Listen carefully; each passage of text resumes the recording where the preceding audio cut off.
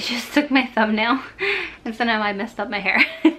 Hey guys, welcome back to my channel. I just hit 450 subscribers. I am so excited. I'm really hoping by the end of the summer, maybe I can hit 500. Okay, I'm really hoping by the end of Camp NaNoWriMo I can hit 500, but end of the summer would be great. And I want to mention first off the bat, if you guys have specific things that you want me to talk about, please feel free to let me know in the comments below. I would love to give advice, whatever I can offer you guys from my perspective. Yeah, I'm interested to know what you guys want to watch. Okay, so I thought I'd tell you guys a little bit about my summer coming up. I've got, of course, my full-time job that I'm working. I've got a part-time job that I freelance for. I've got classes starting on June 25th, this Monday. I'm planning my wedding, which is taking place now a year and a half away-ish. And my best friend just convinced me to sign up for a triathlon. And to give you a little hint, no, I am not in shape. And I don't know the last time I swam in a pool, so that will be fun. Yeah, and I'm writing a book. And Camp NaNoWriMo starts in like 2 weeks. July is gonna be crazy. And it's my birthday at the end of July, don't forget. So yeah, I'm gonna be a little bit busy this summer, and I thought this would be a great chance to talk to you guys about how in the world I juggle it all, or am going to juggle it all. And I'm sure it's gonna get really hard, really fast. So I've been doing my writing full-time job, part-time job for about 6 months now, and I've definitely had a lot of trial and error when it came to figuring out how not to get overwhelmed, how to fit everything in during the day, and how to stay sane because I need a lot of downtime. I play a lot of Sims, I play a lot of Nancy Drew, and I read a lot of books, and I cannot not do those things in order to be happy and to be relaxed. Did I just say I need Sims to be happy? I think I did. Yikes. Guys, Sims is really fun. Okay, so I thought, since I know that there's a lot of people out there juggling many things, I know that there's a lot of people who have kids, which adds a whole other dimension. There's a lot of people who are still in school and they've got full-time classes. Just life is crazy, especially in the summertime. I feel like people think in the summertime is when you relax, but I find my schedule gets way more packed in the summer than in the winter. So as I mentioned 1,000 times now, I started a new job in January, and it's a job that is not long away distance-wise, but it takes a long time to get there because I use public transportation. I take the train in Boston, and that should say it all. It takes a while. So I spend 2.5 hours commuting every single day, and that could be time viewed as lost. I think, you know, at first when I started thinking about how long it was going to take me to get to work, I thought, wow, like I've just lost 2.5 hours every single day. But my first tip, and this is something that you hear a lot, but is to use that dead time wisely. So even if you're driving in a car for a long time commuting, if you have to wait to pick up kids in the car, if you've got a lot of traffic on your commute, I don't know, I just find that there's a lot of time during the day that I can be spent multitasking. And so on my commute, I read. And that means I get a lot of reading done.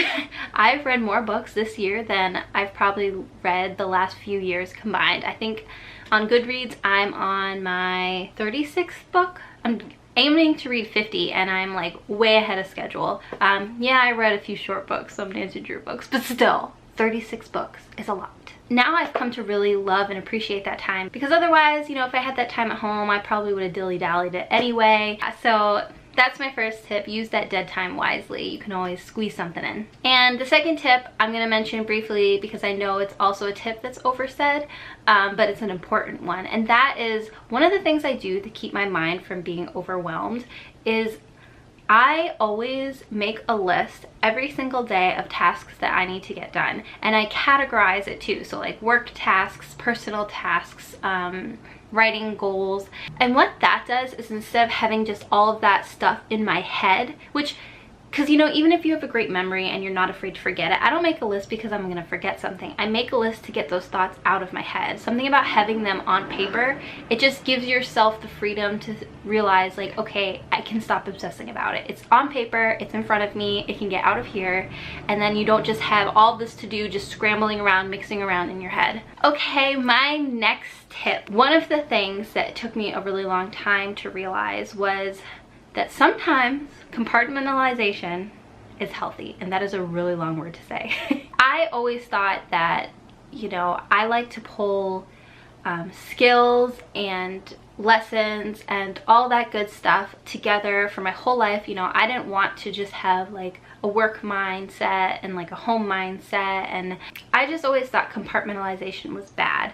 But I've learned that there is a lot of benefits to, okay, I'm at work, I'm only thinking about work. I'm at home, I'm only thinking about home. I'm not even thinking about work. At first, I'm kind of resistant to this because it's like, well, I'm afraid if I stop thinking about stuff I have to do at work, then I'm going to forget about it, or I'm not going to be as ready to tackle the presentation. I don't know, whatever it is. But by taking all of those thoughts in my mind, categorizing them, and giving myself the permission to forget about everything else for the time being has helped my focus so much with the task at hand. Okay, my last lesson, and this is a big one, and this is the one that took me a really long time to figure out, and I've only just started to really master these last couple weeks. And that is the value and the importance of completely emptying your mind throughout the day.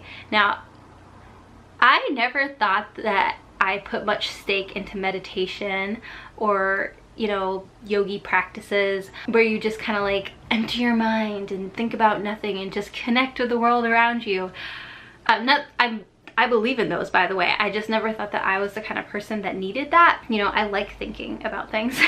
But I started to get really overwhelmed, is a weird word, because it's not like I felt constantly stressed. I just felt like there was just so much going on, and even though I had downtime, I didn't enjoy the downtime. Like, I would be playing on the computer or whatever, and I still felt just unhappy. And even though there wasn't one task specifically that was bothering me that was undone, it just felt like even though I was hitting my goals at a good enough pace, just the fact that they were constantly there, it was kind of like just too much. I mean, it was one of the reasons that I stopped tracking my food, because just even though I was doing it successfully, it just having that constant presence of having to do it, it got to be a little too much for me. So I can't remember how exactly I started doing this, but I think there was one afternoon after work, I was just lying on my couch, and I think my phone had died, and I was like, oh, I should go, you know, plug it in. But then I kind of just thought, maybe I'll just sit here for a second. And I just sat on the couch and closed my eyes, and I didn't sleep, but I just let myself be. Just be for like 10 minutes where I wasn't thinking about anything in particular, and I wasn't doing anything, and I wasn't thinking about what I should do next. I just was sitting there, and it was so nice.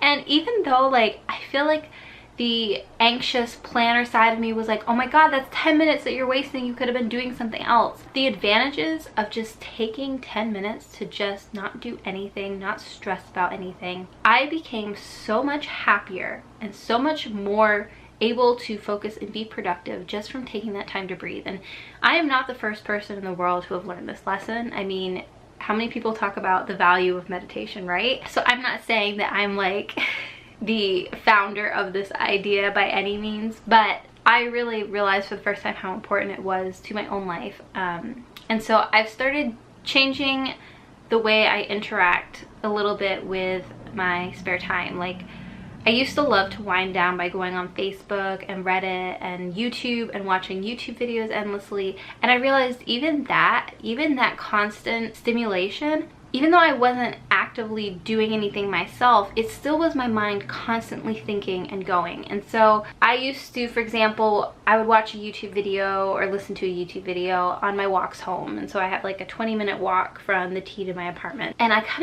just stopped doing that. I don't even listen to music. I just take that time to really I just kind of like think about whatever. Like, sometimes I get really detailed with my thinking and I think about my writing.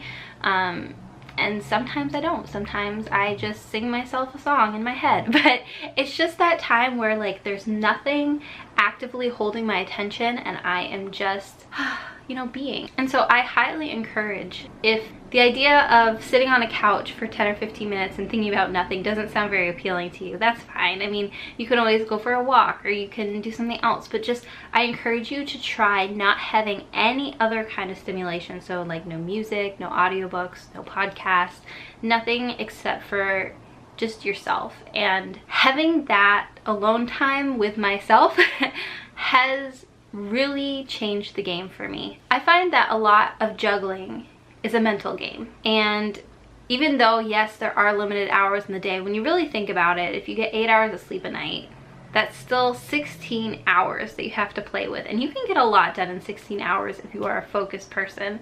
So for me, the secret to juggling is all about how to best manage that focus and how to best sharpen that focus. Because, you know, you can make all the lists in the world that you want. You can set all the goals that you want. And you can be a very type A person, but if you aren't best utilizing how to focus yourself, you're just gonna feel overwhelmed, overworked. I mean, I understand the point of getting tasks done, but I find it's much better use of my time if I can give 100% of myself to each task and know that I'm actually doing my best job with the task and not just checking off a list. I know that there are 1,000 other things that you can do to juggle your life, and there's a million other amazing tips on YouTube and just hundreds of thousands of articles out there on how to manage everything. But I thought I would offer my perspective.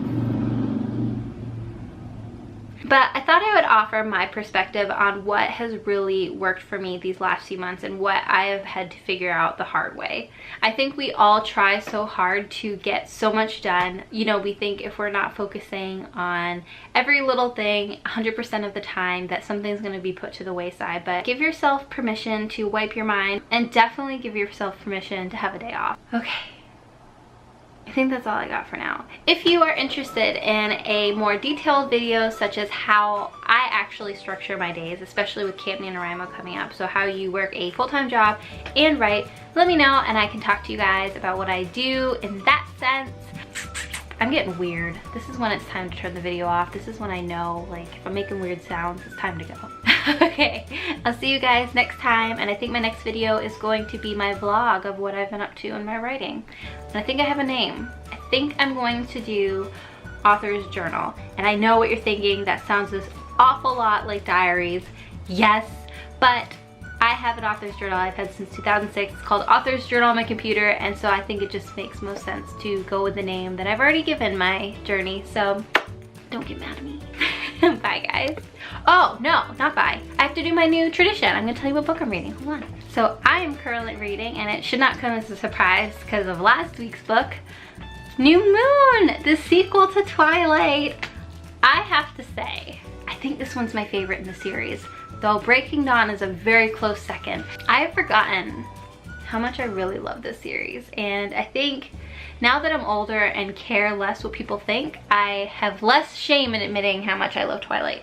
God, they're just so delicious. I don't know how else to put it, but I love this book. Throughout this book are so many tear stains because they're really, oh my God, this one, I was talking to Zach about this, she really nails heartbreak. Like, and it blows my mind because I don't think she's ever gone through a breakup. I think she married, I know she married pretty young, and I think she married like the first guy that she really dated. So it blows my mind that she really could wrap her head and like just write with such detail and passion, something that she's never actually experienced herself. I could be wrong about that. Sorry, Stephanie, if I am. But this book was pretty much a lifesaver when I was going through my own breakup a long time ago. And I was young, so I was really dramatic about it. But honestly, like, reading this book while going through that, I felt so much less alone. And it's like, see, Bella's going through it. Anyway, that is what I'm currently reading. Let me know what you guys are currently reading in the comments below, and if you have suggestions on what I should read next. I say that, but I'm probably not going to listen to you because I have so many books that I hope to read this summer. Maybe I'll make a video about that. Okay, bye officially.